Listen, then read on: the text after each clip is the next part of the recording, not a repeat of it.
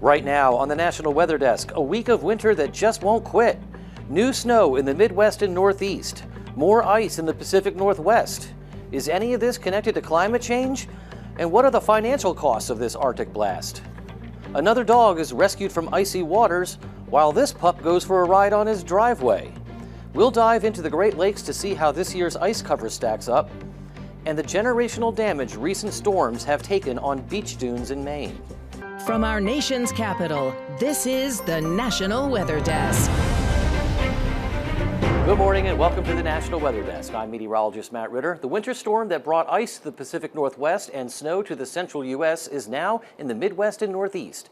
Snow is falling in the Washington, D.C. area and other major cities this morning.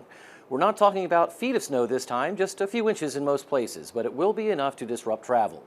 The snow is finally coming to an end in western New York, but not before 5 to 6 feet fell in some Buffalo suburbs. Nearly 75 inches fell on West Seneca since Saturday. And over in Rochester, an American Airlines flight from Philadelphia slid off the runway. The airline says the plane was taxiing when it veered onto the grass. No one was injured. Icy conditions have also been a problem in the south. Numerous tractor trailers were stuck on roads in northern Alabama yesterday. Temperatures dropped to the low teens last night and will barely hit the freezing mark today, so it will take some time for conditions to improve. Many Middle Tennessee area roads are still littered with abandoned cars. People ditched their vehicles when they found themselves stuck in Sunday's snowstorm. Those cars are now at risk of being towed. More than 7 inches fell across the region, which is more than the annual average of less than 5 inches. While it will be a frigid cold weekend, meteorologist Brian Vandergraff says warmer temperatures are on the way.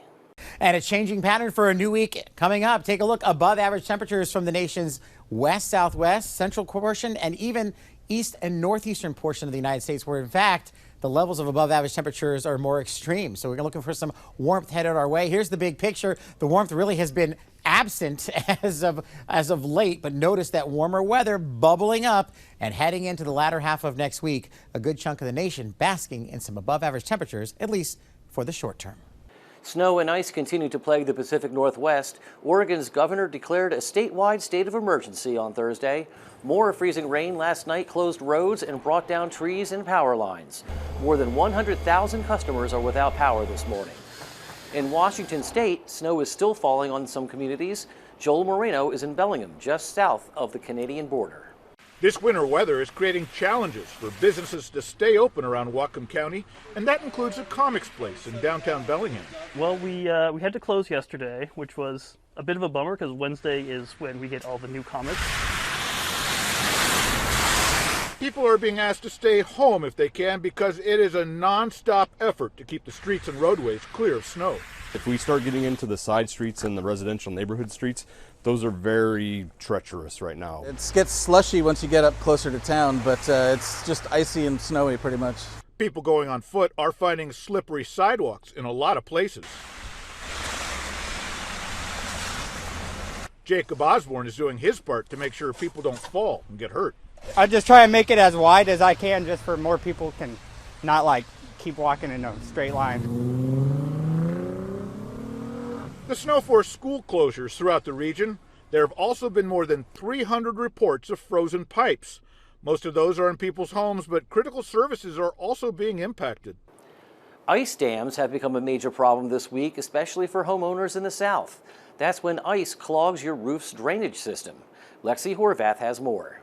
One way to spot a potential ice dam is if there are icicles hanging from the edge of your roof or off of your gutters. AAA sent out this warning to Tennessee residents, telling them to stay alert about potential ice dams caused by current weather conditions. Look at this house where these ice dams were formed. When we have a big swing in temperature or the heat from your home escapes into your attic, it can heat up that portion of the roof, which unfreezes any snow or ice. It moves down your roof to the eaves of your roof. But while some parts of the U.S. are used to this type of weather, so ice dams are something that are pretty common in the northern part of the United States, especially in areas that get a lot of snow. Tennessee is not included. Unfortunately, local building code doesn't require for us to put what we call leak barrier or ice and water shield. at the eaves because we're typically in a warmer climate zone. And without proper preparation, You might be looking at anywhere from like $800 to $2,000 just for the roofing labor and materials to get that taken care of. Now, how much of this week's bitter cold temperatures is connected to climate change? A professor in Texas says while last summer's record-breaking heat is an example of climate change, this week's freeze was not. He tells Adela Uchida that winters, in fact, used to be a lot colder. This event was really not cold at all, sort of in the whole history of Texas. But again, the last few decades, winters have been getting warmer. Professor Andrew Dessler is an atmospheric sciences professor at Texas A&M University. He says last summer was an example, though. Oh, yeah, that's climate change. Climate change is 100% driving higher summer temperatures. The summer of 2023 saw a record number of days with triple-digit temperatures in Texas, and a NASA graph of annual temperatures over time shows 2023 was not a one-off. The ERCOT grid strained under high demand in extreme heat, and Dessler says it's only going to get worse if nothing is done. It's a small taste of what the future is going to be. In a few decades, last year will be the average. And, you know, by the end of the century, when my kids are old, last summer will seem like incredibly cool. So while Dessler believes this week was not connected to climate change, preparing for the future as suggested by local leaders, the climate is changing, and the way you plan for emergencies should as well. Isn't wrong. In fact, it's more important than ever. And the northern U.S. could see a break from bitter cold temperatures over the next few months. The Climate Prediction Center's newly released 3-month outlook shows that the northern half of the nation has the best chance for above-average temperatures. The best chances for above-average precipitation are the areas shaded in green. All of this is being driven by El Nino, which the CPC says is expected to continue for the next several seasons. Well, a warm-up will be welcome news for the nation's pocketbook. The extreme cold comes with a price tag, one we may feel both now and later. Karen Kaifa explains. The extreme winter weather and frigid temperatures felt coast to coast this week can come with hefty costs, according to the National Oceanic and Atmospheric Administration. NOAA estimated overall damages and costs of a northeast winter storm and cold wave last February that produced some of the coldest wind chills in U.S. history at about $1.8 billion. A cold snap that knocked out power to customers from Texas to Maine in December 2022 cost about $8.7 billion. Tama Carlton is an environmental and resource economist at the University of California, Santa Barbara. She says there can be individual household costs for the extreme cold. If you work in a sector that requires you to be outside, like construction or mining or agriculture, probably a lot harder to do your job in these events. And so that affects household incomes as well as labor supply and productivity in those sectors. Higher heating costs, even for just a week or two, can pose a challenge and risks. We should be thinking about the households who are forced to trade off increased health risk from this cold event against paying more money to keep the home warmer. Extreme cold can also take a toll on crops and put stress on livestock, which could eventually push up grocery prices. The current stretch has also been tough for airlines and passengers. Last weekend saw more than 6,000 cancellations around the U.S. Saturday through Monday, according to FlightAware. And when a flight is canceled, airlines are required to provide refunds. And the cold in the south is forcing strawberry farmers to protect their early spring crops. While it's not uncommon for winter weather to impact spring crops in areas like the Northeast, it's much less common in the south.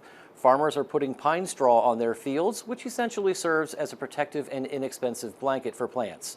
But with such freezing temperatures, the outcome of the harvest is still in jeopardy. For the second straight day, we have a dramatic dog rescue to share with you. The owners of Ollie say the pup went out for a stroll Thursday morning when he saw a goose. Ollie gave chase and went a little too far and fell into the St. Joseph River. The South Bend, Indiana Fire Department took these pictures of the rescue. Ollie is back at home this morning, safe and warm. And check out this dog in Alabama. There was so much ice coating his family's driveway, he decided to go for a slide. We don't have many other details to share, but it appears the dog fully enjoyed the ride. And coming up on the National Weather Desk, we'll find out how recent winter weather is impacting ice cover along the Great Lakes. And we'll use 3D technology to show you exactly how lake effect snow develops.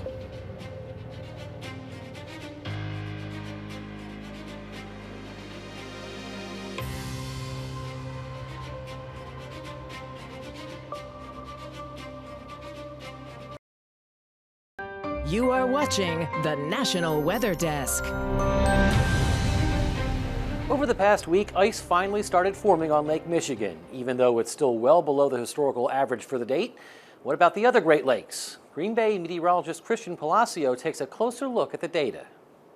We've had this tremendous cold snap that's really impacted that amount of growth that we've had in ice cover. Jennifer Day is with the Great Lakes Environmental Research Laboratory. While we had an unusually mild start to the winter, Day says the Great Lakes ice cover is growing rapidly due to the recent cold streak. I mean, I think on January 1st, we had like 0.3% across the entire basin. Right now on Lake Michigan, we have about 7 to 8%, and probably most of that is in Green Bay. What are some weather patterns needed to create ice on the lakes? We need those temperatures to be below freezing. And snow also contributes. When the snow falls onto the ice, it then provides that blanket there that also maintains and creates more ice to form. Not only is ice variable year after year, but also day to day. Day says the agency doesn't like to focus so much on what happens every day, but rather the maximum amount of ice formed.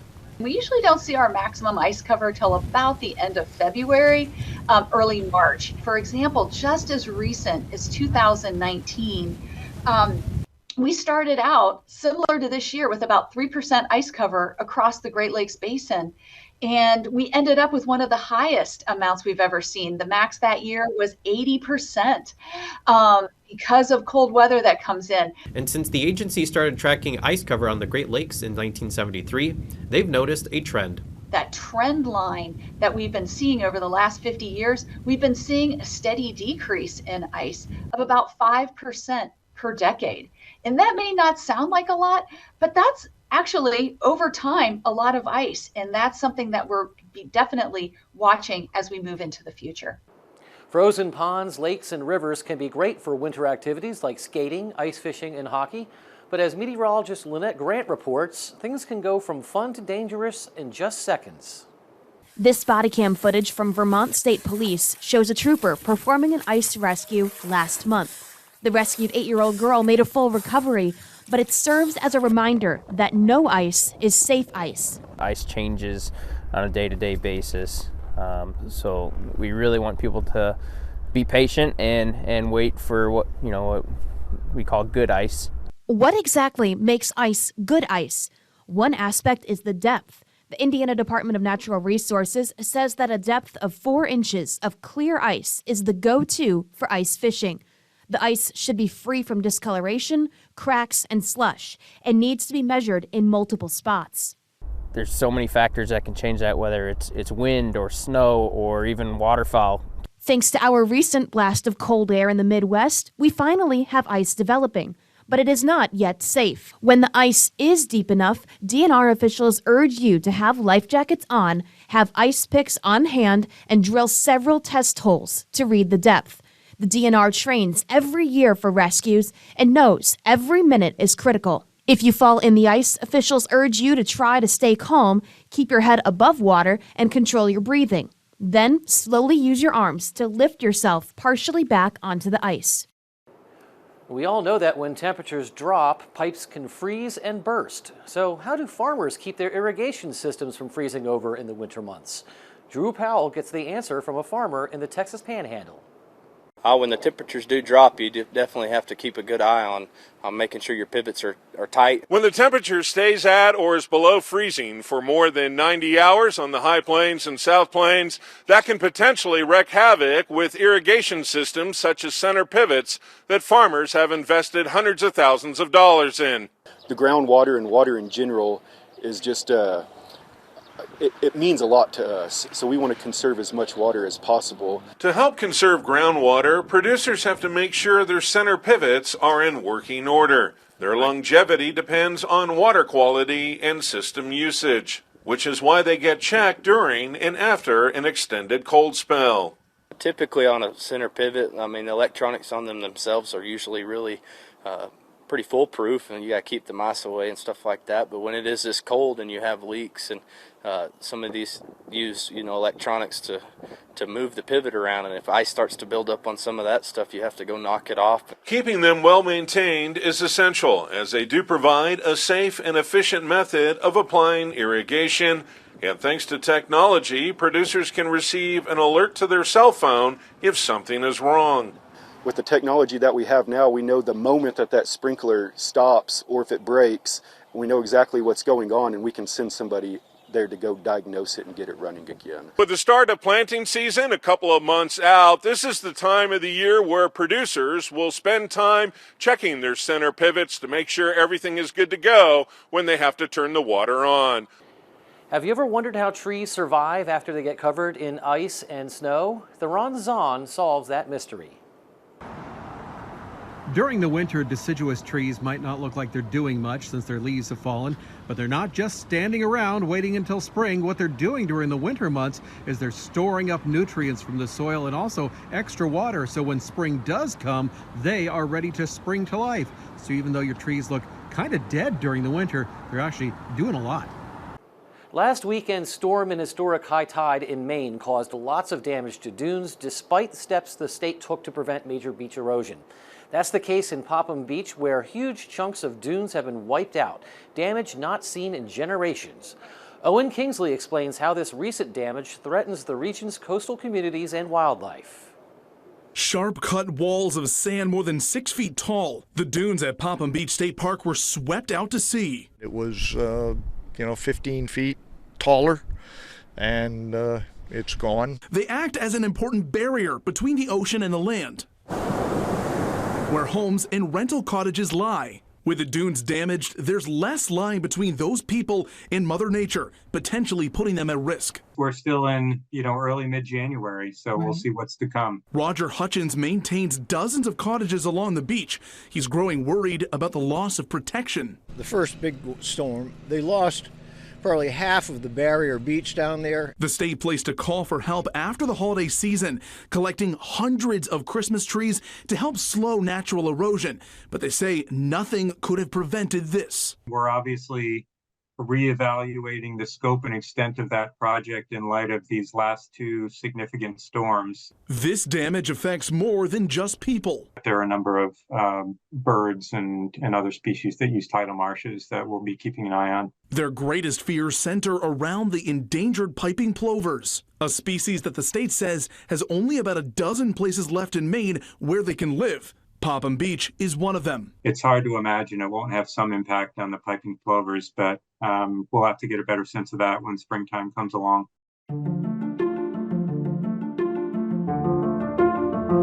And before we take a short break, we soar over Montana's Snow Bowl ski resort.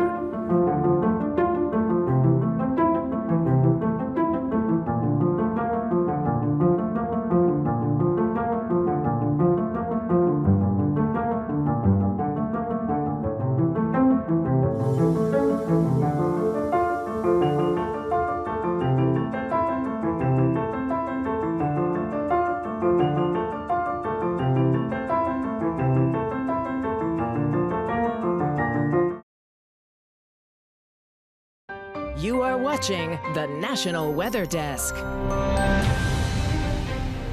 We have been talking a lot this week about lake effect snow. Here's meteorologist Violet Schreiber to show you exactly how it forms.